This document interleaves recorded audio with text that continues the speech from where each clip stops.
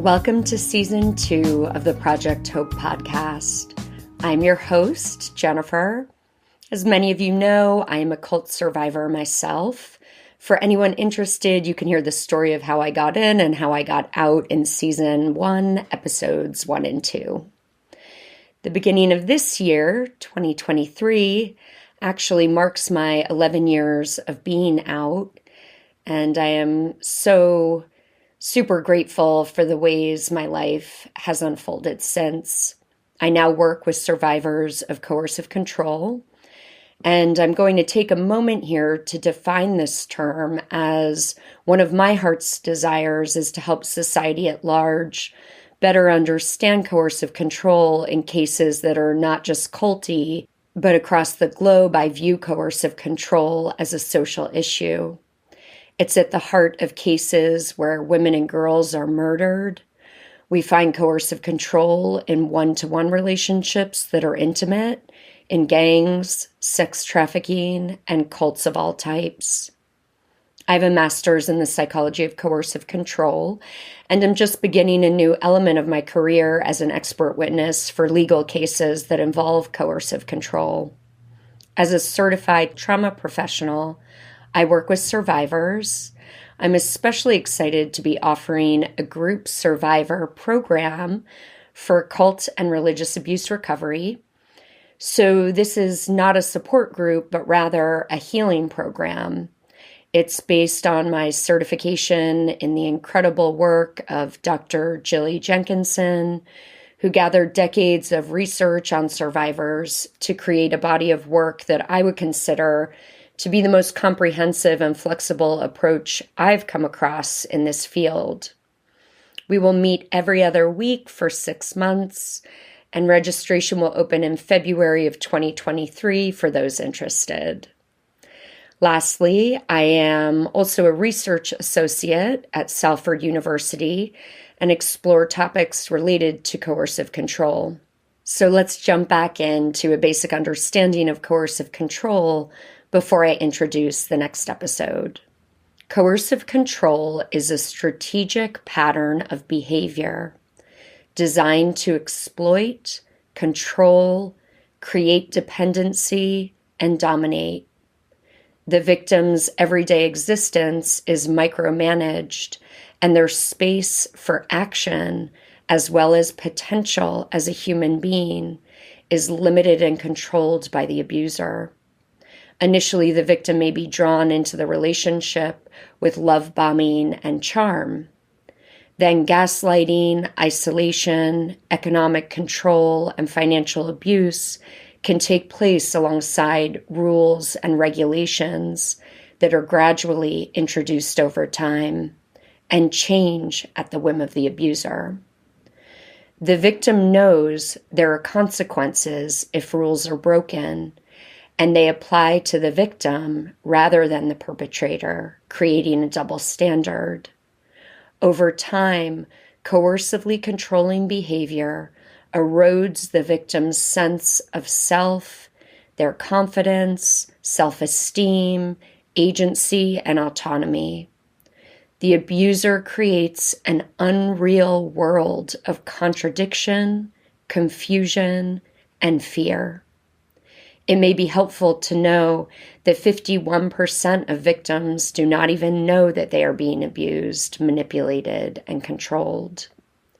Coercive control correlates significantly to serious harm, and in many cases, in intimate partner violence, it precedes homicide. These can be difficult topics to grapple with, so I truly hope that this podcast helps to protect you and those you love with helpful voices and information. If you appreciate the podcast, please let us know by subscribing and comment with kindness. And always think critically, trust your intuition, and be free.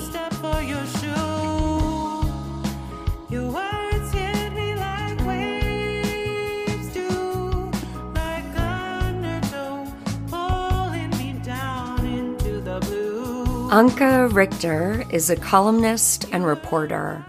Her investigative and personal features have been published in Die Zeit, Spiegel, Faz, Taz, New Zealand Geographic, North and South, the Spinoff, Canvas, and others.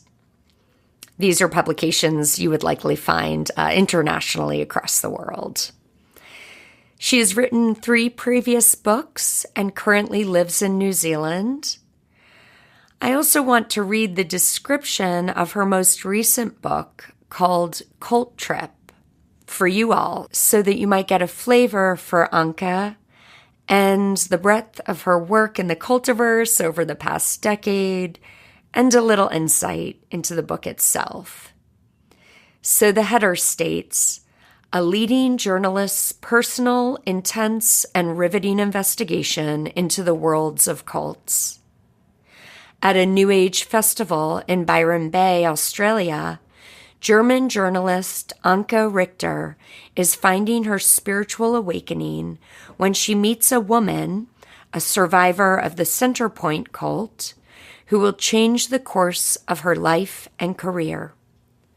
Over the next 10 years, Anke pursued a labyrinthine investigation into how and why cults attract, entrap, and destroy otherwise ordinary people, asking what the line is between tribe and cult, participant and perpetrator, seduction and sexual abuse. From the emotional and criminal carnage of Centrepoint in Auckland, New Zealand, to an anti-cult conference in Manchester, the infamous Osho's ashram in India, the Tantric Agama Yoga school in remote Thailand, and culminating in a visit to Gloriavale on the west coast of New Zealand's South Island, Anke uncovers a disturbing pattern of violence and suffering. International bestseller Cult Trip is a powerful exploration of what really goes on inside the groups we call cults and how to reckon with the aftermath. You will hear me speak to the book throughout our interview, but to say a few words here, it's really a wonderful deep dive into the world of a few cults, very fascinating in and of themselves, but Anke weaves threads of connectedness between and through them. This also dovetails with her own life, and so we get to journey through these stories with both survivor voices at the center, as well as Anke's experience and engagement with these groups and individuals. It is a wild ride and so beautifully written, with educational insights along the way. I'm so grateful for Anke's body of work, raising awareness for cult survivors, and also her advocacy to protect the public and educate about these abusive groups. Please be sure to check out the show notes for all of the references mentioned during our interview. We also have a special discount link to Cult Trip for this audience, so please be sure to purchase the book at a massively discounted price. And now, please join us for the final installment of our 3-part interview with Anke Richter.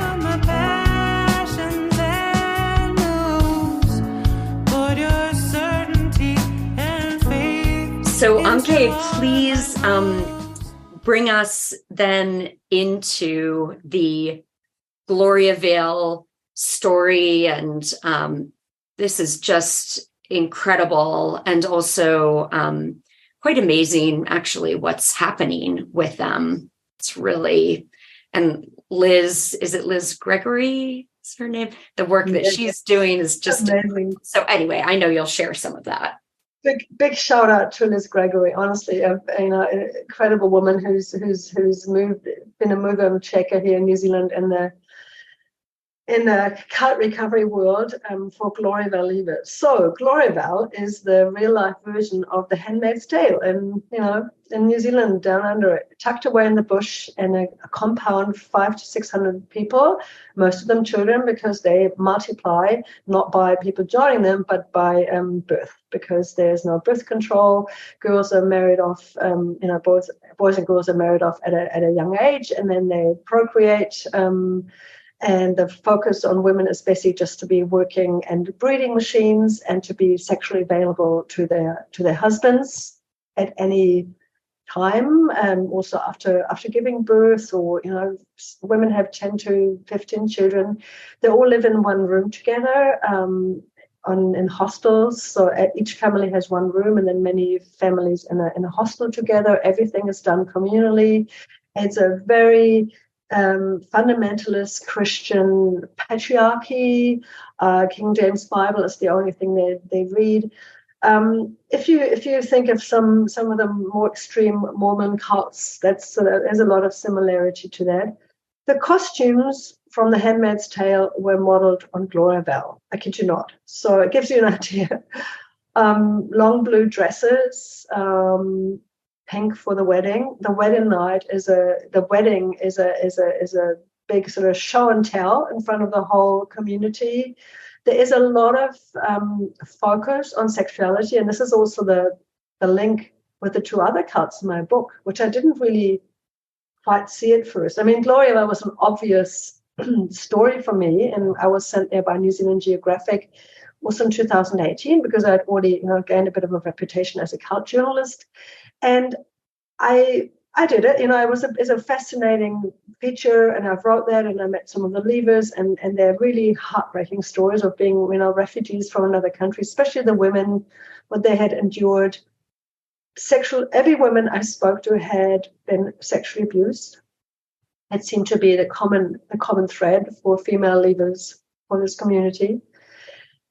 And, I felt a bit more removed emotionally from it all than I was from Agama or Centrepoint, because Christianity wasn't really my gig, so to speak. I had no skin in the game this time, which also helped that I wasn't so emotionally affected. Now that changed actually a little bit when I was on my last round for my book and met a woman with a very suitable name, Virginia Courage, because everyone in Gloriavale gets a new Christian name, like, Hopeful Christian was the leader. His real name was Neville Cooper, or they have Faithful Pilgrim, or Fervor this, or Fervor Standfast. So all these aspirational names. Hers is Virginia Courage, an amazing woman who only came out a few years ago and is actually taking her sexual abuser and others to court. So meeting her was actually a game changer, because it just, as a woman, as a mother, it just gave me, it was suddenly, it's almost like on a visceral level, I could feel what she had gone through, and so many of the women who were just treated like chattel in every way. And it's just horrific. And it's still going. And like I said early on, have we learned nothing from Centrepoint? The sexual abuse, the exploitation, the brainwash, everything. It's a textbook card. And good news, they're in the courts. So Liz Gregory, who you mentioned before, started together with some others from a Baptist church in New Zealand. They started the Gloriavale Leaver Support Trust, because we don't have a government run agency that helps cult survivors or does cult prevention like other countries have them. We don't even have volunteer groups or so. So they started their own one for Gloriavale leavers, and they're still doing an amazing job. And I think it really got the ball rolling in terms of awareness and bringing outside help in and putting pressure on the government and on social services. And now, finally, there have already been some court cases, and there are more to come. Employment laws, slave labor, sexual abuse. There's also a lot of now actually within the generation, there's a lot of sexual abuse also of boys on boys, older boys, younger boys, and then these younger boys later become abusers themselves. It's a big mess, because the culture is very much, it's been, even though they look so different, these two cults, Centrepoint and Gloriavale, the similarity is that there is a preaching, there's a focus on sex being, sex is the focus, even though it's behind this Christian veneer and modesty and strictly enforced monogamy, of course. But then in the context of that, it's, you are basically groomed and trained as a woman to be in service to your husband. And the late cult leader, Hopeful Christian, he gave quote unquote marriage advice to young couples, which actually also resulted in raping one young woman who was still a virgin with a wooden object to prepare her for her marriage. And this is why he was in jail for a few years. But that didn't stop his flock from, they believed they were told that he went inside because he was just spreading the gospel. So they were so, and they still are, so entrenched in the narrative of us versus them. I guess the internet has also helped, that more and more people who have come out of the years have been able to somehow get messages inside, or people inside have been able to go online and actually maybe find out what the truth is about their leader and his sexual conviction. And so it's not so easy anymore in this day and age, especially with activists from the outside, to keep it as isolated. Some of the leaders, they've done, it's fascinating, they've started night raids. So they basically did drops, cell phone drops in secret locations around the property, because Gloriavale has they run farms, they have a huge property, and it's out and secluded in the bush. And then these leavers who hadn't gotten out and were now trying to get others out, they would also drop magazines, not Playboy, but Christian reading material that would just give another perspective and maybe introduce the heavily indoctrinated followers to something that's maybe a bit more, makes a bit more sense, or just shows them that not everything that Gloriavale teaches and preaches is God's word, but there are other forms of being a Christian out there. Oh, so well, this I thought was actually so brilliant in terms of maybe just like the luck kind of the circumstance that this couple that was or is Christian that's outside of the group happens to be the ones that start to encounter the leavers, which is what they call the people who have left Gloriavale, for the audience, if that sounds odd. So the leavers have actually had kind of a soft landing and a helpful landing into something that's still Christian, but shows a different way.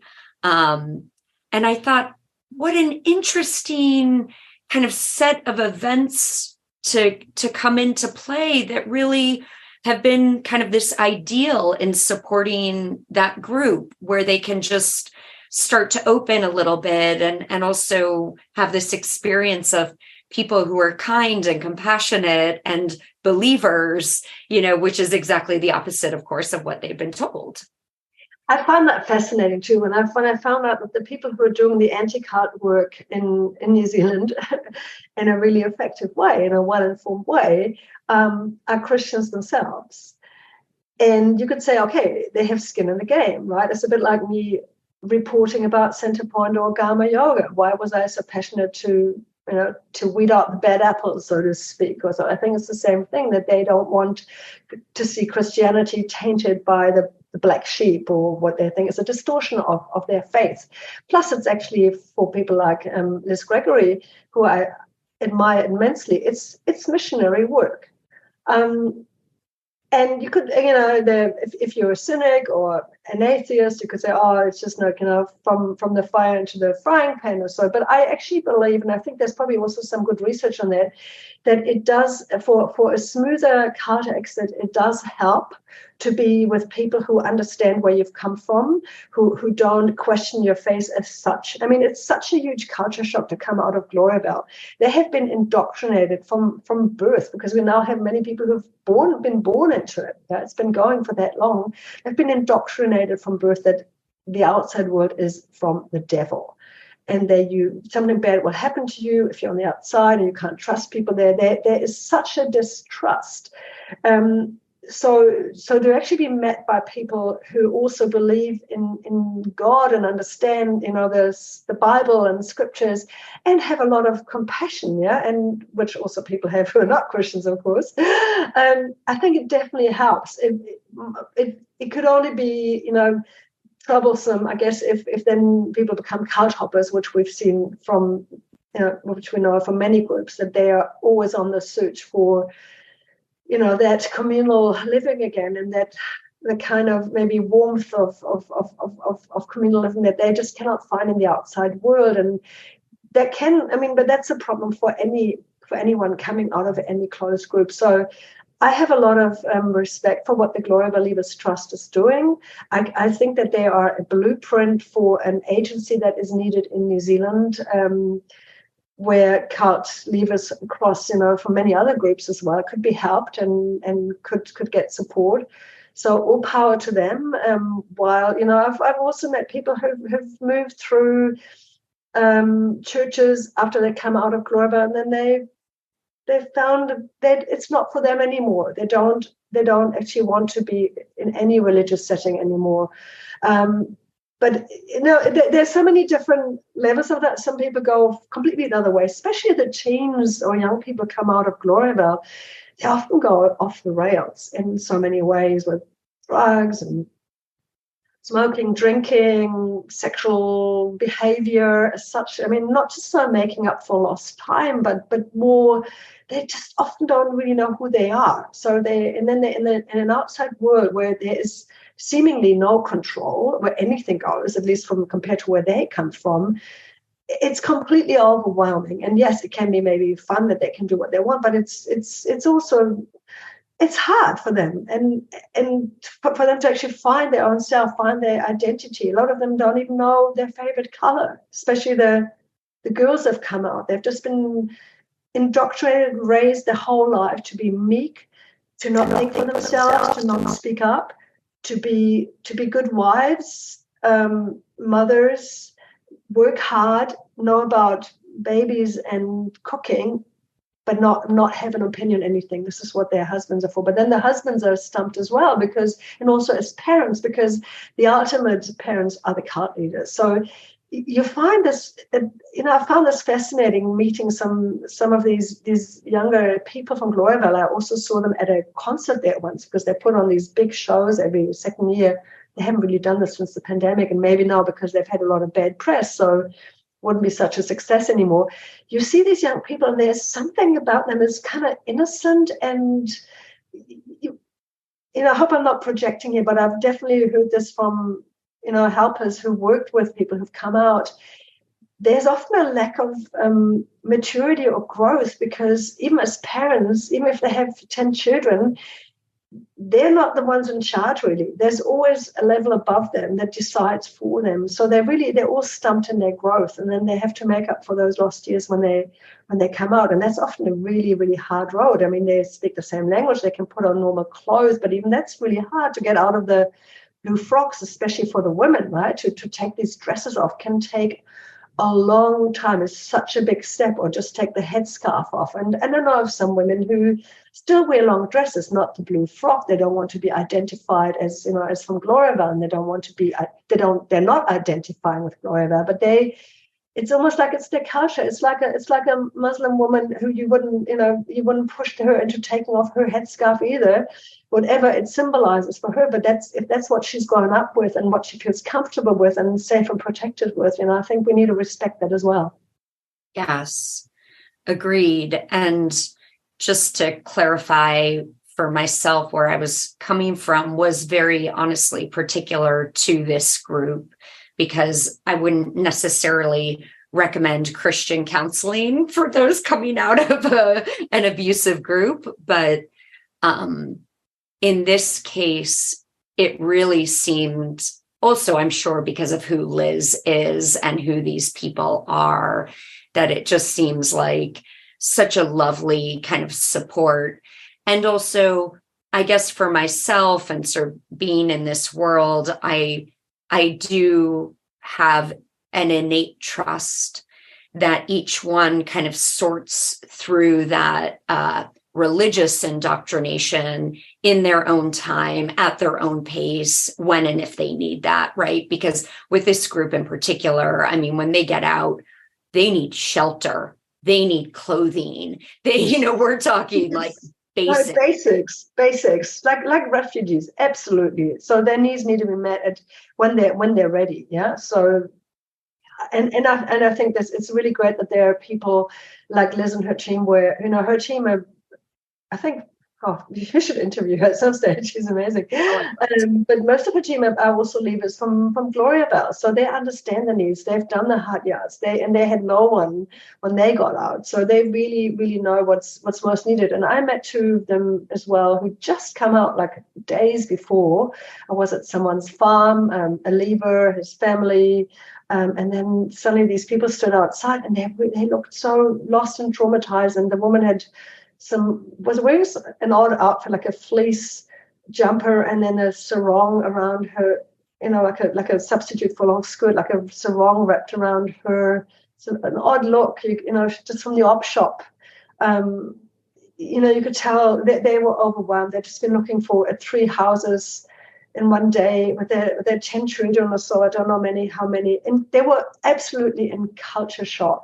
So you're right, the basics need to be sorted first, that they have a safe place, that they can actually they can breathe, because leaving is so stressful from Gloriavale. I mean, often this is done overnight pretty much, or now the Gloriavale Leavers Trust maybe gets a call 2 days before. They're on standby and they hear, okay, this family wants out. Okay, tomorrow night we're going to be there and there with our vans. We pick them all up by the roadside, because people don't have a car to drive out when they have 10 kids or so. So it's these incredible rescue missions across the South Island here, because the Gloriavale Leavers Trust is not even around the corner from Gloriavale. It's a few hours drive, and they're really in the middle of nowhere. And then this often happens in the middle of night. And can you just imagine the situations that have led up to actually someone leaving? So there must have been conflict. There must have been meetings with the servants and shepherds, and subjugation and verbal abuse possibly, and fear, and saying goodbye to your loved ones inside and knowing you're never ever going to see them again. People leave and think,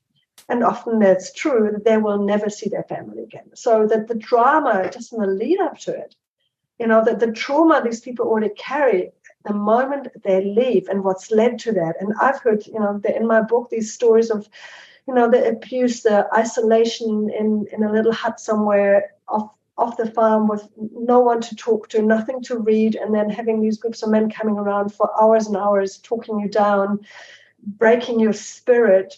The physical abuse, especially for teenagers, the beatings. So you already have a history of all that. This is why you want to leave, or you've misbehaved, and this is why they kick you out. So there's already been this extreme level of conflict when it comes to that. It's not just a walk in the park to leave a cult like Gloriavale. And then they make this jump and they're on the other side. And then it only really begins. Yeah. And it's a long road. It's a long, rocky road, and I'm just so grateful that there are people who understand them and help them, because there's been a lot of mocking and shaming. So speaking of cult documentaries, Jennifer, we had a famous TV doco series here on TVNZ, our state broadcaster. It's quite a few years ago, and it was the most watched documentary at the time that year here on national television. And it was a sugar-coated series of life inside Gloriavale, and everyone watched it and everyone loved it. And they became a bit of a cult show, but not cult because they're cult, but more like a cult following kind of show. A freak show also. There were meme groups and lots of memes, and one of the wedding songs of Dove Love, one of the stars of the show, it was reality TV in a sense, not staged. She her wedding song was copied out as a song that people played. I mean, they were put on this weird pedestal almost. People have in New Zealand have a love-hate relationship with Gloriavale, and they love to hear more about it. They're fascinated by it. It's this cult in our midst. What they did not want to look at, that underneath this sugar-coated, traditional-looking, community living, long blue dress, Victorian Mother Hubbard, whatnot exterior, there's a sex cult as well. And by sex cult, I don't mean, people having fun with it, but a sex abuse cult, because that's actually what most sex cults are, sex abuse cult. So it's taken shockingly long, and this documentary certainly didn't help. And there's this mocking of Gloriavale is quite popular in New Zealand. And again, self-confession here, I was guilty of that too. I once went to a Halloween party with a bunch of friends. Oh, you put this in the book? Right, it's in the book. It's in the book. I didn't leave that out. And I was, again, it was one of these things like, oh, should I really put this in the book? But I thought, no, I'd got to walk my talk, right? And we showed up as Gloriavalites, and we had the name tags and with those frivolous names like Joyful Threesome or something, and wooden spoons and long dresses. And I was cringing a bit because at the time, I think it's before I had started researching them, but my cult radar was definitely a bit more switched on by then. So I probably wouldn't have come up with the idea myself, but I participated. Of course, I wouldn't do this now, and not just because I've written a book, but it's more because I've met the people underneath these costumes. Yeah, it's not just a dress up at a party. These are serious human rights violations in one of the most progressive, egalitarian, feminist countries in the world. And this is the other thing. This is not Thailand. Yeah, we had an amazing female prime minister here. We've come a long way in New Zealand in terms of how we deal with sexual abuse and consent and so on. And also, we're claimed to be an anti-racist country, and Gloriavale is also racist on many levels, from what I've heard from the few people in there who have Maori indigenous ancestry, and how that's been handled inside. Yeah, very, very sad. But because there's this fascination, people get distracted by the funny names and the weird look and the fascinating documentary. That's then what stops them from actually looking at the real issues. And yeah, that's what we're talking about now, right? That's right. How it's just hard for me to imagine that taking place. That I would imagine a docuseries might happen, but that it would be of a more serious flavor. We have that now. There is a documentary out, and there have been other more investigative TV pieces that have been really good, and a new documentary now is out that I think you can watch internationally, and it is actually also following the lawyers and some of the plaintiffs in the court cases. And John Reedy, who's a hero in my book, is also Yes. in the documentary, and his family. So when I watched it, there were many familiar faces when I sat in the cinema. Yeah, no, these are real life heroes. These people who've not just come out of it all, gotten their family out, but also then show up in court. And I mean, it's a lot to ask, someone to go down that road and take people to court and keep going with this while you have a family of 10 or 15 at home and feed them and keep going and heal your own trauma from having come out of this group. So I have immense respect for those people who stand up and do that. It's amazing. Yeah. Well, what I don't want to skip over is I love that the end of your book kind of lands at this time where we're going into COVID, and this sort of parallel of your personal world also kind of opening into this mix that I think so many of us have found ourselves in. Certainly I can speak from a US perspective. I mean, the country politically, it just went into absolute divisive turmoil. And of course, you probably know that the International Cultic Studies Association, the ICSA conference this year, is specifically around the topic of COVID and cults. So your book is very in the mix of the milieu. So I wondered. I wish I could be there. Yeah. Oh, I so wish you were coming. Well, maybe some other time. Yeah. So please tell us a little bit about, anything that you want to share around that, of course, but I really wanted to just give you the opportunity to discuss fact a little bit. I looked it up online, and so amazing content. So maybe you could say a little about that. Yeah, FACT acronyms stand for Fight Against Conspiracy Theories, and it's a New Zealand charity now. Wow, we actually managed to turn it into a charity, and it's really just a bunch of us, a very grassroots organization that sprung from a Facebook group that I started with some friends, and the group is still going, and it's amazing. It's called Rabbit Hole Resistance, and that's exactly what it is. It's like a refuge for people during the pandemic. It's when it started. People who were suffering and struggling, seeing friends and family fall down rabbit holes, especially in the alternative world and the festival world, because I move in those communities as well. And so, I found that I'm not the only one who is struggling suddenly with seeing my lovely friends from that scene, and especially also the neo-Tantra scene, the Isto scene, and those people, suddenly see them all drift into all these narratives that we now know are really not just toxic, but anti-democratic and, borderline fascist sometimes even.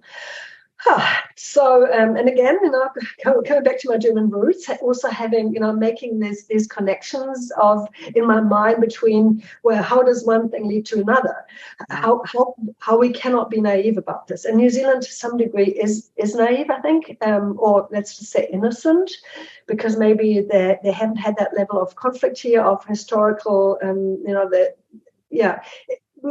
maybe I'm just a bit more attuned because of where I'm coming from, that I'm a bit more alarmist about these kind of movements springing up and how they creep into ordinary people's minds. And I was seeing that all around me during the pandemic. And then we, with a few friends from the festival, actually there were just 4 of us, we wrote an open letter to a spiritual festival here that was going to host David Icke, infamous Holocaust denier and inventor of reptilian overlords and so on. So he's a big name in the conspirituality scene. And a festival here was basically promoting their website with links to his stuff. And we just thought, hang on. This is definitely one step too far. Yeah, it's one thing not wanting to get vaccinated for whatever complex and maybe inaccurate beliefs.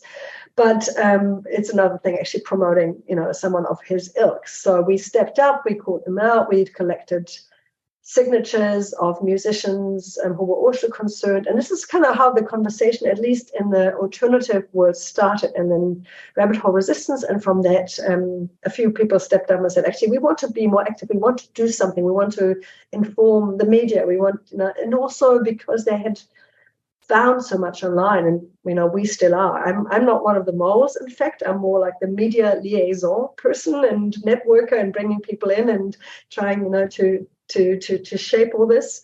And I haven't been so active since my books come out, but there are some really great sleuths in the group who are just in all the Telegram channels, and they find stuff. And then we have ways, we have great journalists here in New Zealand who've now become, over the years, have become really aware of this too. It took a while. I think the media was late to adapt to the bigger problem that some of us were seeing, straight away. But now the awareness is there. A lot of investigative journalism and FACT has really helped with it, that we channel information to the outside, to journalists, or on our website, on things that we put out.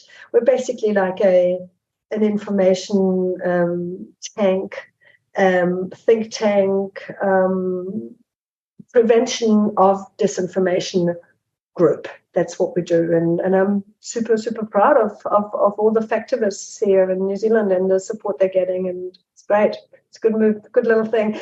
And I mean, the irony is not lost to me that I helped to start a group. So always going to be careful to say, come and join our group. It doesn't have a good ring to it when you... you're a researcher, right? But again, it's it's one of these things that anything can turn into a cultic group. The best intentions, the best material, the best content does not prevent you from becoming a cultic group. So luckily, we don't have a charismatic leader of FACT. So that's always a good start. It doesn't make, can make some things more complicated because, it isn't just one person and they dictate and then we do as they say. But I think it's definitely good prevention to keep us cut-proof. Yeah.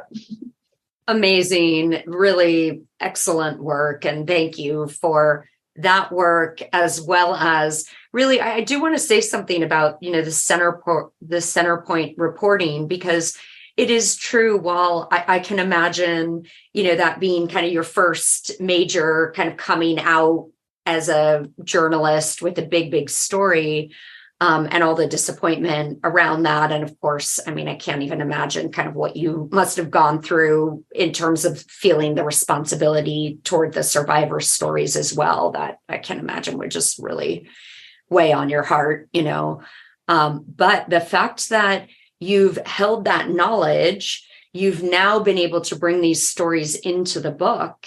And it really does feel like there is something about the Centrepoint story that has this similar thread in your other work as well. It's really quite incredible to feel sort of the timeline and the connections between everything. So I'm so appreciative to know you, also to just honor this body of work that you have journeyed with throughout this time. It's really amazing. And as you said, I hope we have more individuals like you doing this kind of work, because we really do need it. We really do.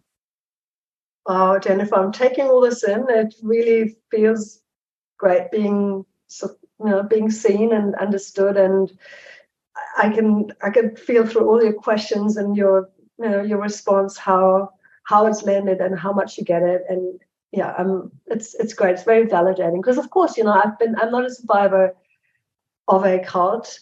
I don't have, I'm not an expert either. So I find myself in a bit of a place where I think, people, where do I, where are my peers? Or, I have massive imposter syndrome. And of course I was worried if this book comes out that people will point at me and go, well, who does she think she is, right?